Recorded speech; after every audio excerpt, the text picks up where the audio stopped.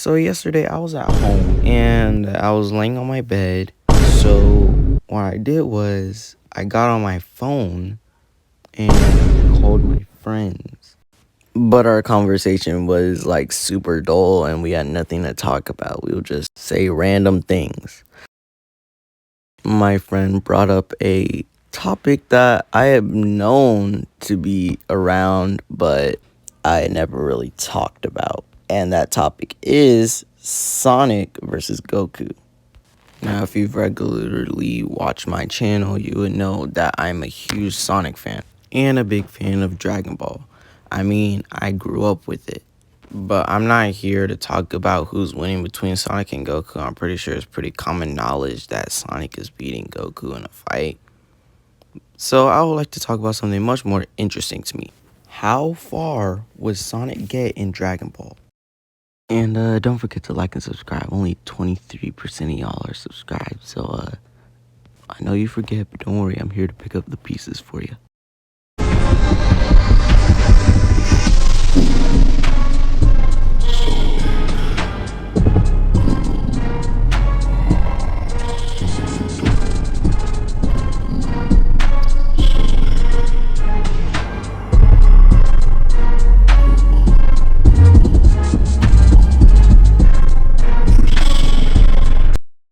Sonic versus Goku is a very contentious debate that is seen all the time by me.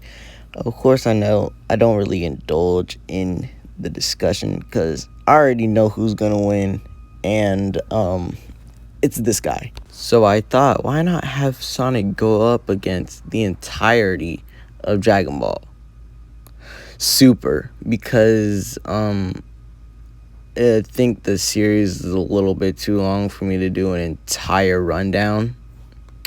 Plus, the feats that we will be discussing for Sonic is overkill for Z or anything before. Or maybe even after. Looking at you, GT. So, I'm gonna start with Dragon Ball to get the hard part out the way. And to do that, I'm going to have to start with the Battle of Gods saga. So this saga is a little bit on the harder part of things when you really think about it because of the many statements that get thrown out here. But to simplify it, really when you think about it, Goku should be able to throw punches that could destroy the whole universe in the next arc because he absorbs the power of the Super Saiyan God later in the Battle of Gods arc, when that same power, when combined with Beerus holding back, could rip the universe apart at the seams, as said by Kai. So into the next arc, that will put Resurrection F Goku about Universal or low Universal if you don't want to give him the full Universal tier. Either way, either one works in this scenario. So now that we got the beginning or middle outline for how strong a character should be from Goku, who is like a benchmark, we can start talking about other characters in the universe that Goku does not scale to in the slightest. So we're gonna start with Whis, who Goku does not scale to at all, or doesn't come close to either, because of many statements provided that Whis is Beerus' teacher, and Beerus is one of the strongest of the gods of destruction. And plus, there are a lot of people who still believe that Goku should be able to defeat Beerus, and I haven't really picked up anything that I can use to refute that argument, because of the statements stating that Jiren is stronger than Belmod, who was stated to have beaten Beerus in a fight, or at least be stronger than him. So ignoring the Goku versus Beerus, because I don't want this video to go down that rabbit hole, we're gonna get back to the power scaling the Dragon Ball arcs, or Dragon Ball characters in those arcs. So if we cut away to the Universe 6 tournament where we meet Hit, whose whole ability is time-based. Therefore, if Goku was able to defeat Hit with this ability in mind, he should have infinite speed or immeasurable speed, because he's moving in an area where time has been effectively frozen or stopped. No pun intended. Therefore, anyone that's able to defeat Goku in this time should also scale to or above that feat of speed, therefore making Beerus and Champa stronger than that. But at the end of the arc, we get introduced to this little gremlin man child who is also revealed to be basically the king of the multiverse, or the multiverse macrocosm, because there are multiple universes inside of one Dragon Ball universe, as shown in the Daizenshuu. Our next feat, which would be in the Goku Black arc, which is actually a really big feat now that I think about it. It's Zeno destroying that entire universe and the macrocosm inside it, which will put him comfortably at multiversal plus, because he just casually destroyed it. There are also statements of Zeno being able to destroy all of reality in one whim from the Grand Priest, who is another person who Goku doesn't scale to that will be in this scenario where Sonic will be going through Dragon Ball, because the Grand Priest is claimed to be one of the top 5 fighters in the multiverse by Whis, his son, who is a reliable source so far in the series. And so now we can move on to the Tournament of Power, where we see many feats and statements that we've gone over earlier in this video. If you need a quick reminder, basically Goku possibly scales to Beerus because Jiren scales above Belmod, who is stated to be stronger than Beerus because he's the god of destruction that Whis was talking about. And if you have been paying attention, then you would know that scaling to Beerus is no light feat.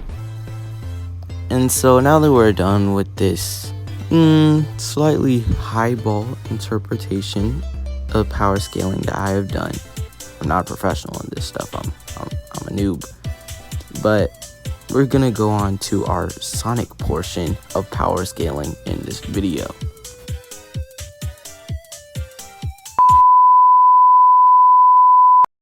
So for this part of the video, we're going to be scaling Sonic, and I'm gonna start with his speed scaling, since that was his whole point of creation, speed.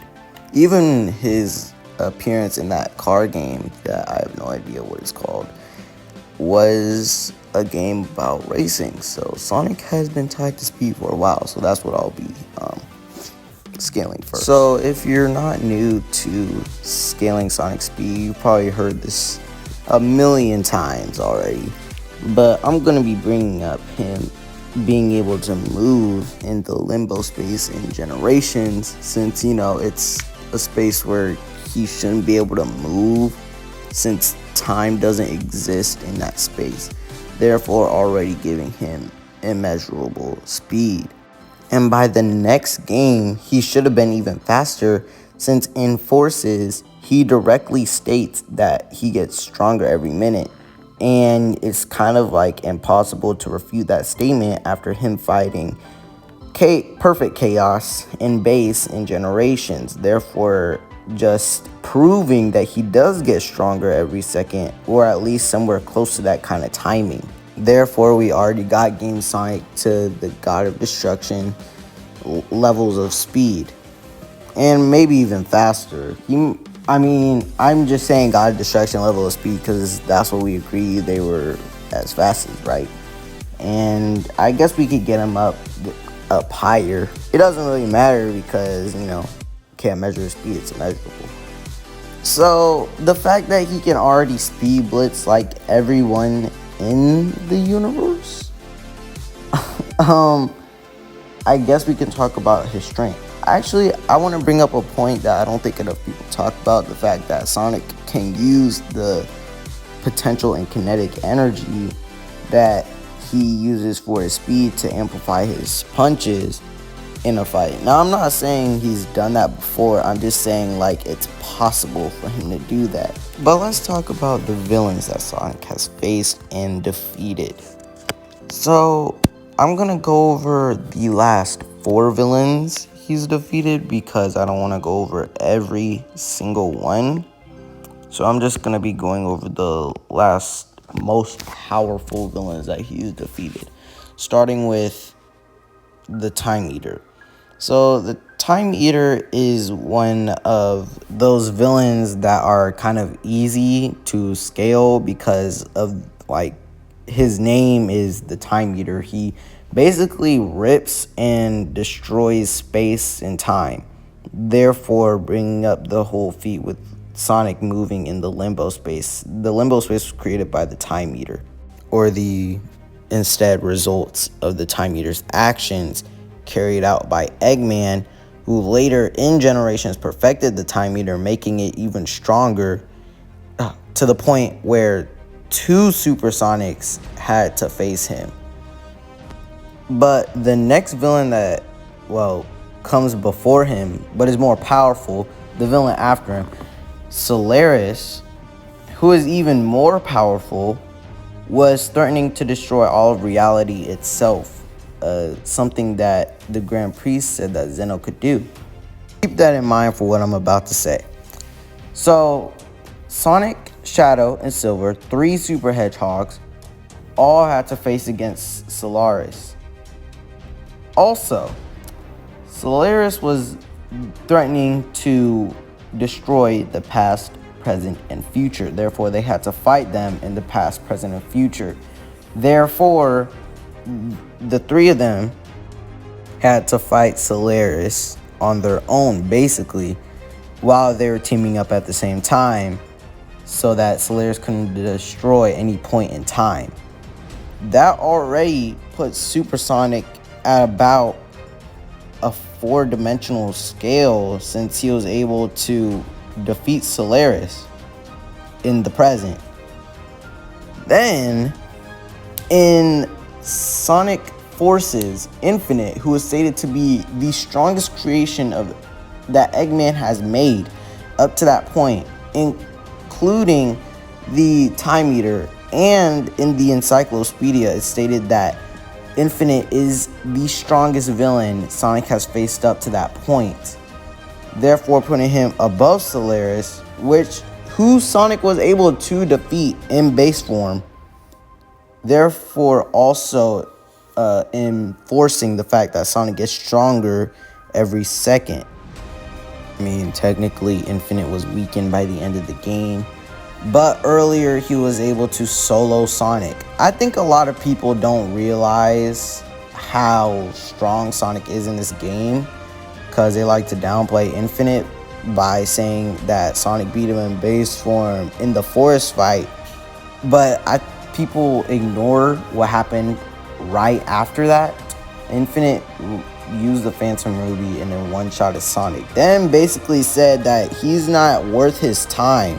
And even if Infinite was weakened by the end of the game, he was still very strong. He was able to summon a whole sun near the Earth, and it didn't seem to have played a big role onto the strength that he had after that, considering he was able to summon a whole army right before that.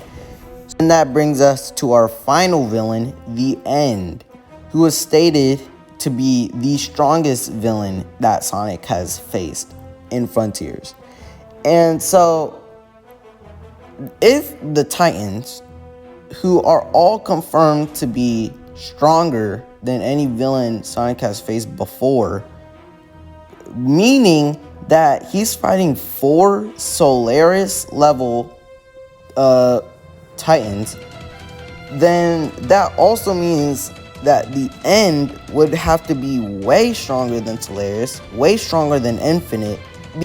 And if all of them are saying that it's impossible to beat the end, then that means that will put the end above a 4D level.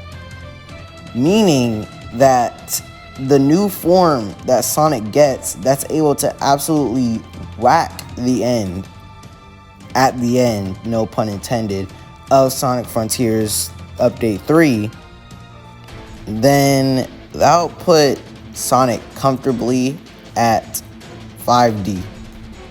Therefore, if we're using all of these explanation statements and in-game dialogue, then when it comes to Sonic going through Dragon Ball, he should really be able to like whack the whole verse. And this is Game Sonic. Like, I don't think enough people understand how powerful Game Sonic is, because even when I was talking to my friends, they said that Sonic stops at TN. No. But anyway, I hope you guys enjoyed this vid. This is my last video for the year. It's been a crazy but fun year. I started in August, and I hope to make even better content in the future. It's been a nice year. Happy New Year's, guys, and I'll catch you in the next one.